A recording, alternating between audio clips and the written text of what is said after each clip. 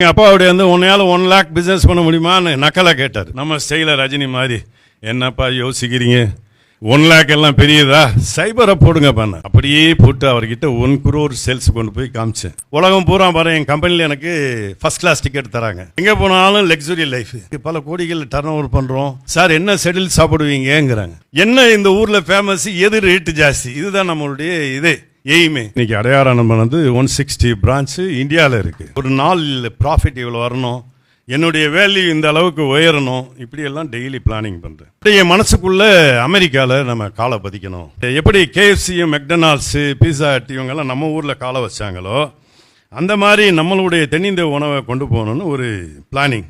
இப்போ 8 கடை போட்டோம். இப்போ இந்த அமெரிக்காவில் 8 பிரான்ச்சில் போகும்போது ஒரு பர்டிகுலர் பிரான்ச்சு ஃபுல்லாகவே ஒயிட் பீப்புள் தான் சாப்பிட்றாங்க. ஃபஸ்ட்டு இதுக்கு வரணும்னா என்ன பண்ணணும்னு என்னையை வந்து டியூன் பண்ணிக்கிட்டேன்.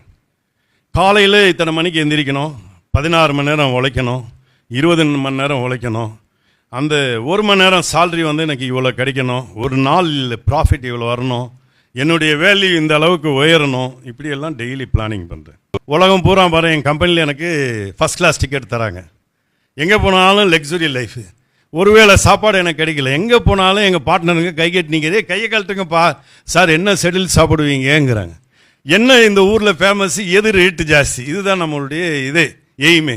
நல்ல ஃபுட்டு கிடைக்கிது, நல்ல லக்ஸுரி கிடைக்குது. இதுக்கெல்லாம் காரணம் என்னது, சின்ன வயசில் பாத்திரம் கழுவுனது இல்லை, அதை கரெக்டான முறையில் இது வந்து ஒரு சின்ன இதை வந்து இன்றைக்கி எங்கள் ஆஃபீஸ் எல்லாம் இண்டஸ்ட்ரி லெவலில் பண்ணுறோம். பெருமையாக இருக்குது. பல கோடிகள் டர்ன் ஓவர் பண்ணுறோம்.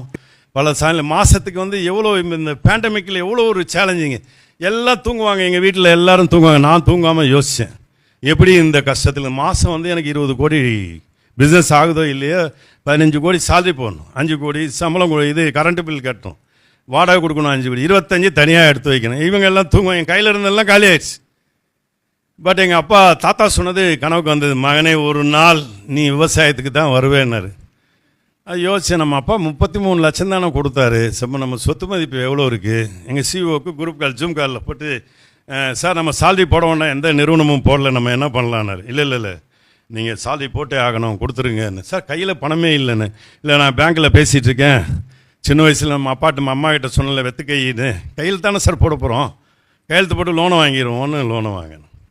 அந்த ஒரு 3 மாதம் என்னுடைய எம்ப்ளாய்க்கு எல்லாம் கரெக்டாக போக வர மாதிரி பண்ணோம். இருந்து உணவு இதெல்லாம் அரிசியெல்லாம் வீணாகக்கூடாது, எல்லோரும் கொடுத்துட்டோம். எம்டியாக நிற்கிறோம், எப்படி பிஸ்னஸ் பண்ணுறதுன்னு நைட்டில் உட்காந்து யோசிக்கும் போது, நம்ம கடைக்கு கஸ்டமரு நம்மளை தேடி வர முடியல, ஆனால் எம்ப்ளாயி பூரா வேலை கேட்டுட்ருக்காங்க.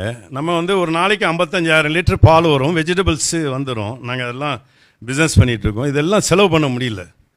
அப்புறம் நைட்டில் வந்து அடுத்த நாள் சிஓட்ட இன்றைக்கி ஜூம் காலில் மீட்டிங்கு, முக்கியமான மேனேஜர், பெரிய பெரிய அப்பார்ட்மெண்ட்ஸ் எங்கே இருக்கோ அவங்களெல்லாம் லைனில் எடுங்க, 11 மணிக்கு மீட்டிங்கு. அந்த ஹோல் நைட்டு தூங்காமல் டிசைன் பண்ணேன்.